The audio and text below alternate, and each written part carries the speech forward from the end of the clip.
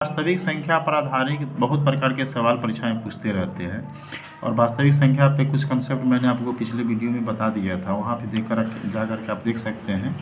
लेकिन यहाँ पर कुछ परीक्षा में जो समानतः पूछे जाने वाले ऑब्जेक्टिव सवाल है वो आपको मैं बता दे रहा हूँ। बहुत आसानी से आप उसको हल कर सकते हैं, देख कर घबराने की ज़रूरत नहीं है। यहाँ पर देखिए 0.3 पर एक रिंग है प्लस 0.4 पर एक रिंग है, मतलब ये आवर्ती भिन्न है। इसको कैसे बनाएंगे तो एकदम सिंपल है।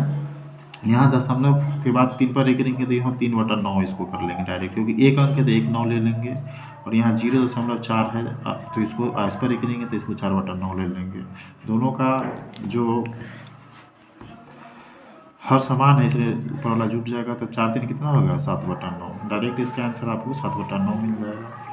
इसके बाद इस तरह का सवाल पूछता है, यहाँ पी एक्स बराबर आपको दिया x power 4 minus 5x plus 6, Q x बराबर दिया 2 माइनस एक्स स्क्वायर।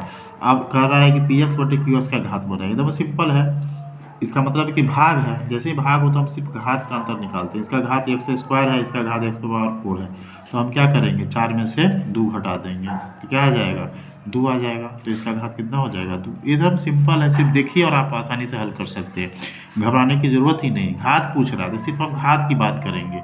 इसमें सबसे अधिकतम घात 4 है, इसमें सबसे अधिकतम घात 2 है, बस इस दोनों का अंतर निकाल देंगे, इसका भागफल का घात निकल जाएगा।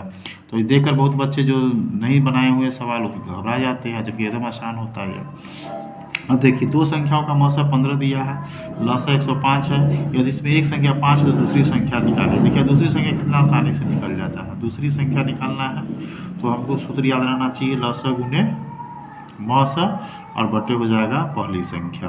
तो पहली संख्या यहाँ लसा आपको दिया 105 तो 105 गुने पहली संख्या कितना है 15 और मौसा कितना है 15 और पहली संख्या कितना है इसमें 5, तो 5 से इसको काटेंगे, 3 मरतबे कट जाएगा, इसको गुना करेंगे कितना हो जाएगा 315।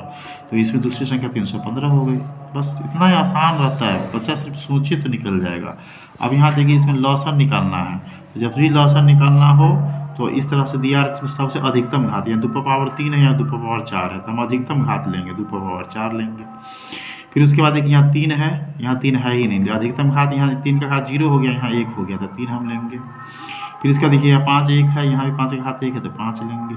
इसके बाद देखिए यहाँ 7 है तो यहाँ हम 7 लेंगे। बस अब इसका लसन निकालना, मौसम में न्यूनतम लेना है जबकि लसन में अधिकतम लेना है। यहाँ इसका हो जाएगा 16, ये हो जाएगा 3, ये हो जाएगा 5, यहाँ 7। अब देखिए 16 पंचे 80, 8 3 240 और 200, यहाँ देखिए 16 85 8 और 16 85 8 3 240, 240 में 7 से गुना करेंगे तो यहाँ 0 7 चौक 28, 7 से 2 7 दूना 14 2 16 1680 मिल गया। इस तरह से आसानी से आप निकाल सकते हैं, कोई परेशानी नहीं होगी। निम्नलिखित बच्चा 5वें सवाल की ओर बढ़ते हैं। निम्न में कौन परिमेय संख्या है? सिंपल है कि जिस संख्या का वर्गमूल नहीं निकलता है पूर्ण संख्या में वह क्या होता है अपरिमेय होता है। देखिए 5 का वर्गमूल नहीं निकलता है, यहाँ 3 का वर्गमूल नहीं निकलता, पूर्ण संख्या में नहीं निकलता है, और उसके बाद जो है √5 का यहाँ भी नहीं निकलेगा, तो ये भी अपरिमेय, ये भी अपरिमेय, ये भी अपरिमेय। जब 3 को अपरिमेय हो तो चौथा तो परिमेय होगा। 16 का वर्गमूल 4 निकलता है, तो ये क्या हो जाएगा परिमेय संख्या। इस तरह से आसानी से आप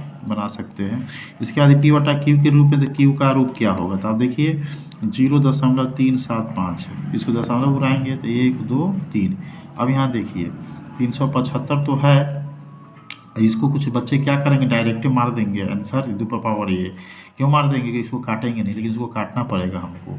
25 से इसको हम काटेंगे तो 25 चौका क्या हो जाएगा 100, एक 0 यहाँ आ जाएगा। और 25 से इसको जो काट रहे हैं 25 से कहें 25 12 25 5 125, फिर इसको हम काटेंगे तो कितना हो जाएगा ये 8 हो जाएगा, कितना हो जाएगा 3 हो जाएगा। तो 3 बट्टे क्या हो जाएगा या 8, तो 8 यहाँ हुआ तो 2 गुने 2 गुने 2 आएगा 5, यहाँ 0 हो जाएगा। तो यहाँ 2 का पावर 3 और 5 का पावर क्या हो जाएगा 0, इसका आंसर हो जाएगा ये।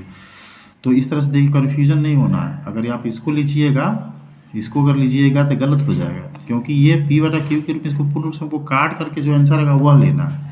इस तरह के सवाल कुछ कन्फ्यूजन करने वाले रहते हैं, उसको भी सावधानी से देखिएगा। ठीक है, धन्यवाद।